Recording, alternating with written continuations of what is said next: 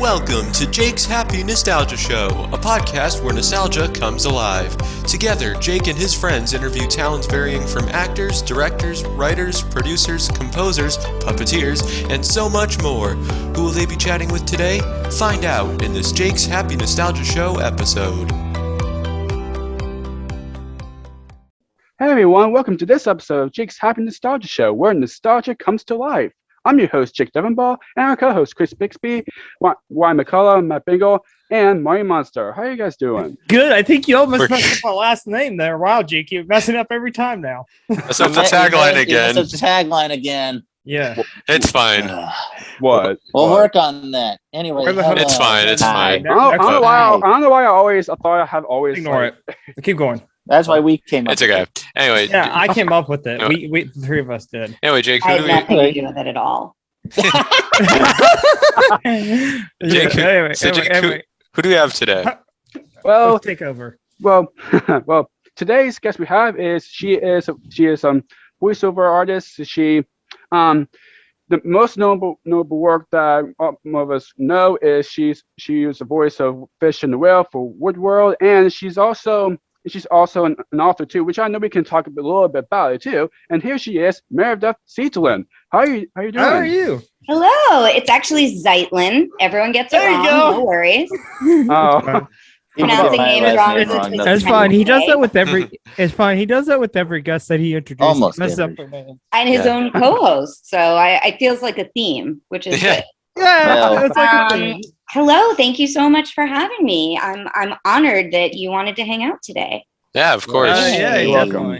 Very welcome. To get this started off is, I know that people know you, but to the people who don't know who you are, can you tell a bit more about yourself? Most people don't know me. I did play the Fish and the Whale on WordWorld. I've also done a lot of Pokémon, which is what a lot of people know me from. I played Marin for a bunch of seasons and a couple specials, and I played a ton of little characters and stuff, but I also played Ash's girlfriend. Mm-hmm. I can't think of her name off the top of my head. It was a long time ago, but they were an adorable couple, and I'm friends with that whole crew. And oh wow, I was also Rod on Dinosaur King for the entire, I think, 5-year run. Oh, nice. That was a 4Kids show, and Yu-Gi-Oh! And a ton of DVD shows. I was on Super Drags, which is a Netflix series from a couple years ago, which is a lot of fun. And I've been doing animation work and dubbing for almost 20, maybe more than 20 years. So wow, it's a ton of fun. Wow. I love getting to do it. The people we work with are awesome. And that's who I am. Also, the girlfriend's name was Angie. Yes, it was. You're right. I have it up. Anyway. Okay. So going back to the beginning, how did you first get into voice acting? I was a musical theater kid my whole life growing up and through college. Yeah. When I graduated, I went to Northwestern University. I did a ton of theater. I moved back to New York. Mm-hmm. I started doing theater, and I hated it. It was so different as a job, and I found it to be very backbitey and a lot of people trying to intimidate each other at auditions, and I was just miserable. I did an off-Broadway show, and I hated the schedule. I never saw my friends, and I really didn't know what to do. Mm-hmm. Wow. And around the same time, two things happened. One, my cousin, my older cousin has a very, very close friend who he thought I should just meet because he thought we would hit it off. She happens to have been and still is a major commercial voiceover casting director. And he said, we meet. And I went to her office, we had lunch, and she was like, have you considered doing this? I think you'd be great at it. And I was like, that's a job? And so she suggested I go make a commercial demo. And she said, if it's good, I'll help you any way I can. If it's not, well, you're out a few bucks. Yeah. I had done some recording of some original music for, I don't even remember how I met him, this super nice guy who had this fantastic studio. Mm-hmm. And I went to him and said, would you help me do this? And he said he would do it for $200, which at the time I thought was a fortune, but was actually basically free. And I wrote all the commercials myself, and I still have my original demo somewhere. And I brought it back to Janet, and she introduced me to some agents, and I've been doing commercial voiceovers under my real name ever since. At the same time, a college friend of mine who's still a good buddy, I ran into him like in the East Village or something, and he was like, "Hey, I heard you're doing voiceovers. I should introduce you to this guy who's no longer in business," and he was pretty sketchy, and so it's probably good I can't remember his name. He owed a lot of people money at the end, and that's how I started doing dubbing. And the name I used for dubbing, a lot of actors use a different name for their cartoon work as opposed to their commercial work, is Zoe Martin, which was the name of the little girl that I nannied for at the time. The first name, her name was Zoe, and Martin, which was my dad's name. Marty Monster. There you go. So that's how I came up with the name, and I started doing dubbing for him. And just, it's a pretty insular world. So once you kind of are in that loop, you get introduced around, and I met some cool directors, and Michael Sinter-Nicholas, who I'm sure you guys are familiar with, who owns and runs NYAV. I think so. He was one of the Venture Brothers. He's a Ninja Turtle. I bet if you look him up, you know who he is. He was the owner of NYAV. I did a ton of dubbing work through them, and I ended up meeting the folks I did WordWorld with. Nice. And everyone's sort of connected. The folks who do Pokémon, who at the time it was God, I didn't do my research. I didn't think I would have to. I only went there like 3 times a week. I can picture the studio. Anyway, it ended up going over to 4Kids, but it used to be DuArt. It was DuArt Studios. Everyone was sort of looped together. Tom Wayland used to be my director, and then it most recently it was Lisa Ortiz, who I believe is still directing now. It's just a cool bunch of people, and someone says, "Oh, you should work with so and so and so and so," and then it's just kind of a spider web. It's interesting that you mentioned having a different name for a voiceover, because Tyler Bunch, one of our earlier guests, you worked with him. He used a different name too, HD Quinn, I think it was. I was. There are reasons for that, which is up until very, very recently, most of the dubbing and animation work was not union. But if you weren't in LA, you basically couldn't do any cartoon work here. So it's sort of a wing. It's not sanctioned by the union, but most of the actors are union actors who work under a different name. I mean, we're not making any money. It's not like we're cheating any out of anything. Money. It's just really an opportunity to get to do that work and, do something a little different from selling sandwiches or cruises. Do whatever. So it's fun, and it's a lot of fun.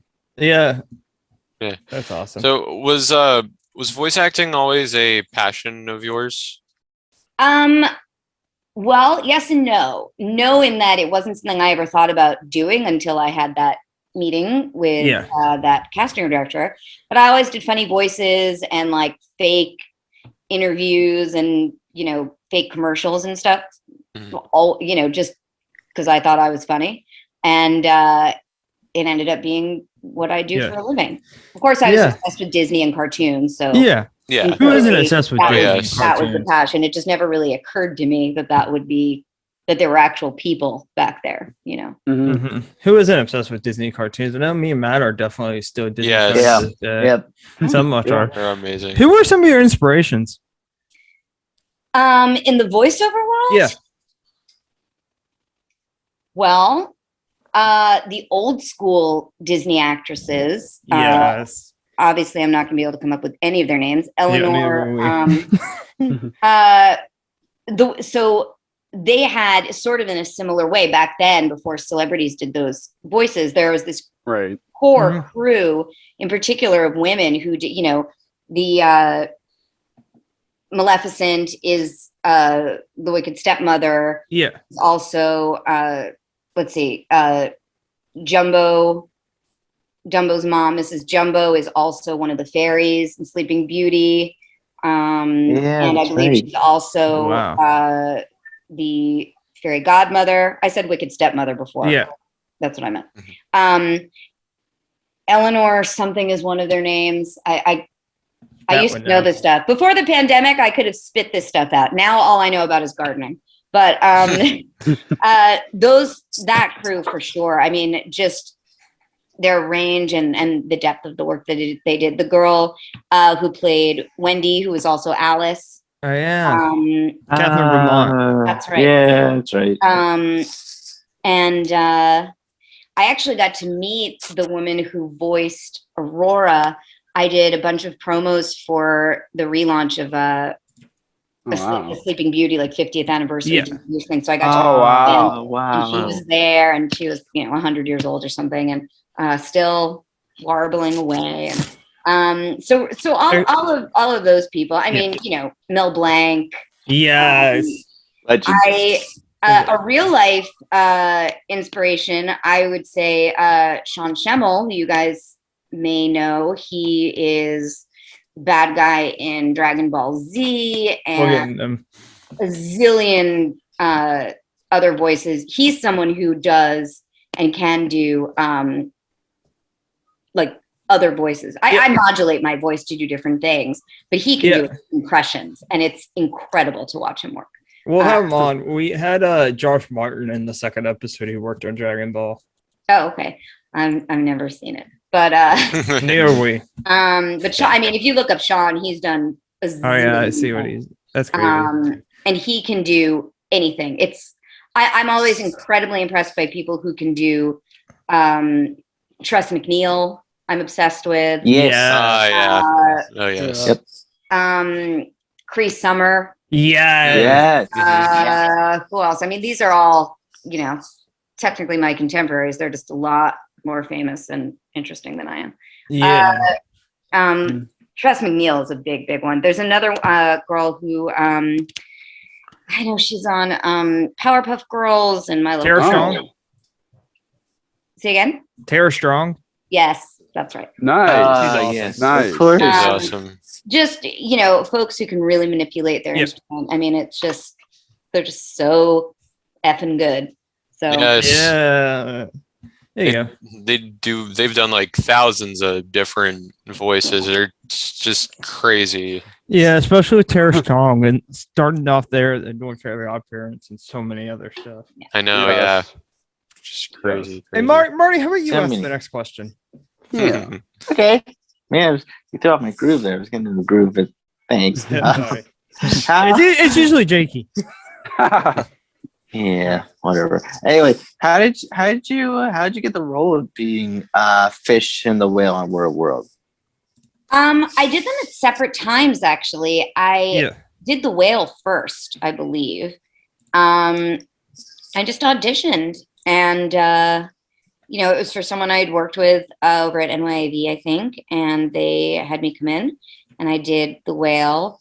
I remember it was fun because there was like baby whale and adult whale, so I had to do a lot of different sounds for that. And they second to do the fish. Jakey knows something about it. Go ahead. Yeah, so I know that episode, which I actually watched very recently before the interview, because it's been a while since I even watched that show. Because the episode was like where he turns, it was a baby whale, and then it comes bigger and bigger and bigger. Yeah. So I had to do get really, really low in my voice. None of that was it wasn't manipulated. That was all me, just in the studio feeling ridiculous. And they were like, "No, it's good. Sound crazier." And I was like, "Okay." Okay. And then I think they just had me come back to be the fish. Oh, wow. Do you still keep in touch with anyone from WordWorld? Yeah. Yeah. I mean, my director, she moved out to LA, but we still, every once in a while chit chat on the Facebooks. She's actually doing a ton of voiceover work herself right now. So Wow. Nice. Nice. When you're recording this stuff, you're not in the booth with anybody else. So I'm Right. Yeah. on the show. Right. I always thought it was a super cute series, and I was bummed out when it was canceled because I thought it was a neat way to teach kids how to read. It is. I mean, come on, bring Yeah. it back now that we need this now. Schools aren't doing it right. Yeah, we talk about. We feel like WordWorld is like one of those shows that should kind of be worked as a revival series. Yeah, I know. Well, I think it could work. And I 'cause- think in the future we're having Mark Thompson on, who was also working Oh, on it. I Mark's love awesome. Mark. He's awesome. We're definitely having him on in the future. He's a big NYAV guy, or was. That's how I know him. Yeah, he did Pokemon as well. Everyone's done Pokemon. Yeah. Everyone. Get us on it. Yeah. Dude, don't put Jakey on it. He'd mess it up. No, just kidding. Tyler Bunch, I of course mentioned before, he was also on Pokemon. Yeah, everybody from Yes. WordWorld seemed like they did it. Yeah. Well, there's so many itty bitty parts. So sometimes you just have to call someone up, and be like, can you please come do 5 different characters? Just makes business. And it's like, all right, I played a big glowing like unicorn thing that lived in a secret cave once. I remember that was a fun one. My friend Tara Sands, I know, plays a creature. I'm not going to remember what creature it is, but she's a big, she does all the conventions and stuff. My friend Emily, who's someone I actually grew up with and is still one of my closest friends, she played Dawn for all the series. I think her character is actually back now, like years later. Oh, wow. Wow. Sarah, Awesome. who plays Ash. Yeah, Sarah Nocitini is just insane. Mhm. Amazing. Fucking good. Yeah. We hope to get her on in the future. Aw, hello. Aw. Yeah. This is Elliot Stabler. He's a retired SVU detective. Wow. There we go. That's awesome. Yeah. What's his name? Elliot Stabler. Elliot Stabler. He's awesome. Love that. That's awesome. Yes. That's awesome. Do you have a favorite WordWorld episode? I'm really only familiar with the ones that I was in. I already knew how to read, so I didn't really watch the series. Okay, let's.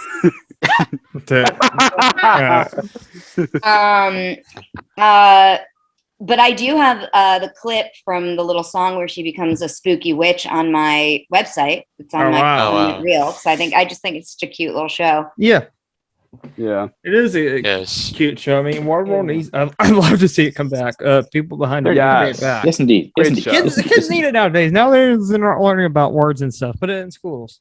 Yeah. Marty, even bring it back. Have you do it as well. Because I feel like we can get people to read as well. Why not? Yeah, actually, we're sort of developing something like that for our stuff. Hopefully this summer, we're hoping to do something like that. Fun. Do it. Very fun. So Jake, why don't you ask the next? So this question is to the big WordWorld fans. Can you still do the voices of your WordWorld characters? Are you still able to do the voices of them? I feel like I could. I mean, I don't really remember the line. I mean, I know the fish one. Because it's on my reel, so I've seen it recently. It's like, thank you, sheep. Oh, look at me. Right? Yeah. Something like that. Which is what I'll be. Yeah. That's the best I've ever seen. She becomes a witch. That's awesome. Nice. There's besides World War and all that, you also worked on Butterbean's Cafe. Oh yeah. I played Farmer somebody. Yeah. Farmer Carly. Farmer Carly. I have all the info. I played Farmer Carly and the mother of one of the boys and a bunch of characters. Sometimes when you get in the booth to do one thing, they have you for a set amount of time. So they'll be like, can you do this? Can you do this? And then you just mix them up. That was a ton of fun doing Butterbeans. I bet. You're also on a Nicktoons show called Kappa Mikey. Yeah, I remember that. I didn't watch it, but I remember it. I did. That was an NYAV show. Mike Cinder Nicholas, who I mentioned earlier, he played the lead. He played Mikey on that show. I'm pretty sure Sean was on it too. I played a bunch of small roles, but the one I remember that was actually pretty cool is I played like a little rock star and I got to sing a song. That's on my website too, actually, at the end of my cartoon reel. Oh, I would like nice. to put it's Wow. music. So So many things you put on your website. We'll put links down in the description for everybody who wants to check it out. So we've talked a lot about like some of the projects you've done in the past. Can you share any projects you're working on now? Well, I mostly do. Well, let's see. I recently did. Was it called Pirate Princess? It's not really kid friendly. It's sort of an adult cartoon. I played a woman of the night. Yeah. But in old timey time. So, but I think it was on Adult Swim or something. Yeah. That was kind of recent. I'm the voice of Royal Caribbean Cruise Lines. Oh, nice. Naked Juice, and I'm doing some Jimmy John spots next week. Oh, nice. The pandemic has Wow. really changed the scope of voiceovers a lot, so it's been kind of rough. Yeah. Just because the field has opened up so much because people don't have to be in New York or LA anymore. Yeah. That's been a little tricky, but we keep soldiering on, and I've done a bunch of looping, ADR for random series. Nothing you'd ever pick me out of, but There you go. Yeah. really fun work and getting to work with some cool people. And Yeah. Yes. that's it. There's a lot of cool people involved. Yeah. Yeah, And also recently, you made a book called Freshman Year and Other Unnatural Disasters. How did that come about? I started working on that book in like 2008. Oh, wow. This is when I was nannying for that girl I mentioned, Yeah. and I was kind of horrified by the books that she was reading. She was like 10 or 11, and I was a huge reader growing up. And all these books seemed like really, really racy. It was when like the Gossip Girl book series had first come out, Yeah. way before the TV show. And I didn't think they were bad. There just didn't seem to be anything that was for like a normal tween. So I decided I would write one myself. I've always been a writer. I come from a family of writers. And so I wrote the book. It was supposed to originally come out in 2010, but there were all kinds of shifts at the publishing agency, the publishing book company, rather. And it eventually came out in 2012, and the sequel came out in 2015. wow. And it was a really fun, exciting process. I didn't become J.K. Rowling or anything, but I was really, really proud of it. And you can probably still find them on Amazon if you feel like. Oh, wow. There you go. There you go, everybody. Go follow. There you go. So, what would you say is the most challenging part about voice acting? For me personally, I find the work, it's my wheelhouse, and I'm good at it, and I love doing it. So the most challenging part is being patient and tenacious and not feeling demoralized if you're auditioning for a ton of stuff and it's crickets. Eventually something will click if you're continuing to do your job right. I have wonderful agents who are really supportive, and Nice. I've been really lucky to get to work as much as I have, even the past few years, which have been hard. So I would say just kind of keeping your chin up and keeping on is the hardest part for me. Yes. So, Jake, why don't you ask the next question? Yeah. Is there any advice you would like to give someone who wants to get into voice acting and as well as, making books? Yeah, voice dubbing is the right thing and making. Yeah, there's a difference. Jakey, gosh dang it, you wrote the questions. Get out of here. Bye. We'll see you out. I'm just kidding. I get asked both of those questions a lot, and oh wow, you pass on it. No, the answer really is, it depends on why you want to do it. If you want to make something a career, you have to have the right demo materials. You have to have an agent. You have to be firmly in that world. And that means making some sacrifices or, saving a bunch of, because, you're not just it takes a long time to be able to walk away from whatever other gig that you have and just do voiceovers, right? Yeah. But that's not so easy to do necessarily, you know? So if that's the commitment you want to make, if you really want to pursue it and you get a great agent and you're willing to, you know, spend all day I mean, it's different now because people have home studios. It used to be you had to run around to casting agencies all day long. So the landscape is probably different now than I'm even aware, you know, for someone starting out. If you just want to try it for fun, then I would say go for it. There are so many websites now that are, you know, $20 a month or something probably, and you get auditions. Just get a mic and start auditioning and see what happens. There you go. And just try. Just do it. Yes. Yeah. Yes. So why don't you ask the? What would you like to say to your fans of your work?